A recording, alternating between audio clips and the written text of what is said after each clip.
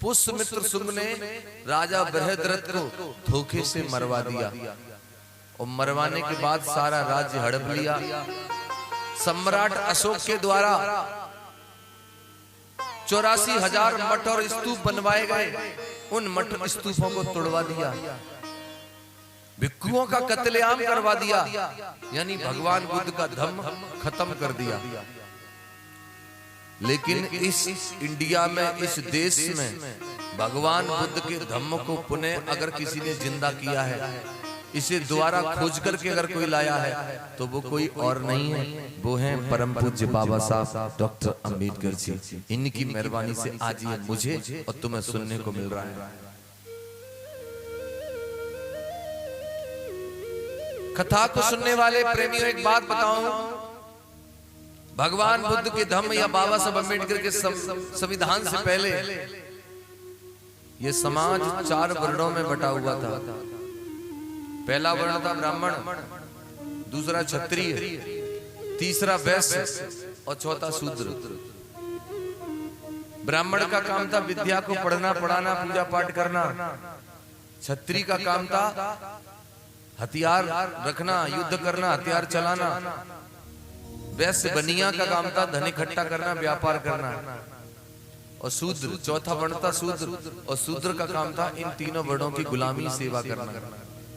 तो आप लोग यहाँ जितने भी लोग बैठे हैं, आप लोगों को शूद्र कैटेगरी में रख दिया, ले जाके शूद्र बना दिया, अधिकार वंचित कर दिया। आप लोग, आप ना पूजा पाठ करोगे, ना पढ़ोगे, ना पढ़ाओगे, ना हथियार रखोगे, ना चलाओगे, ना ही आप धन इकट्ठा करोगे, व्यापार करोगे, आप गुलामी करोगे। ये दिया आपके जीवन में। एक बात समझ लीजिए, ठाकुर, ब्राह्मण, ठाकुर और बनिया, यानी ब्राह्मण, क्षत्रिय, वैश्य को छोड़ने के बाद जितनी जातियां भारत में, धोबी, धानक, यादव, कुर्मी, नाई, कुशवा, तेली, तमोड़ी, जितनी भी जातियां हैं वो सब शूद्रों में आती हैं। सब शूद्र, इनके पास कोई हक और अधिकार ही नहीं था, इनसे सारे अधिकार छीन लिए।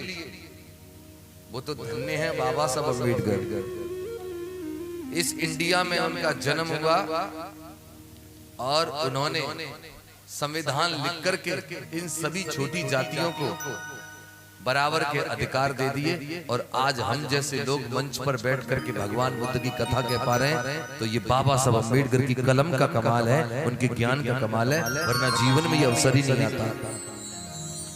लेकिन बाबा साहब अम्बेडकर ने अपने जीवन में बहुत सारी प्रॉब्लम्स, परेशानियां सही, शायद वो हम लोगों को ना पता हो। और ये प्रॉब्लम और परेशानियों का दौर बाबा साहब अम्बेडकर के जीवन में बचपन से ही आ गया। कैसे?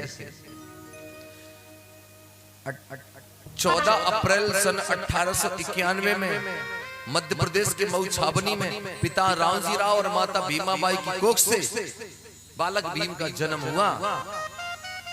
बालक भीम के बचपन का नाम था भीम सकपाल। पिता सेना में सूबेदार मेजर थे, उसके कारण इनको दम प्रेमियों क्या गांव सतारा में एडमिशन मिल गया, और उस एडमिशन के कारण इनको स्कूल में जाने का अवसर प्राप्त हुआ।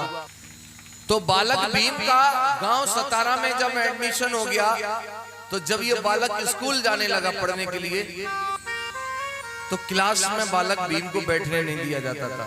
ये बाबा साहब की जीवन की कहानी है। मटके से हाथ लगाकर पानी नहीं पी सकते थे, ब्लैक बोर्ड के पास में नहीं आने देते थे।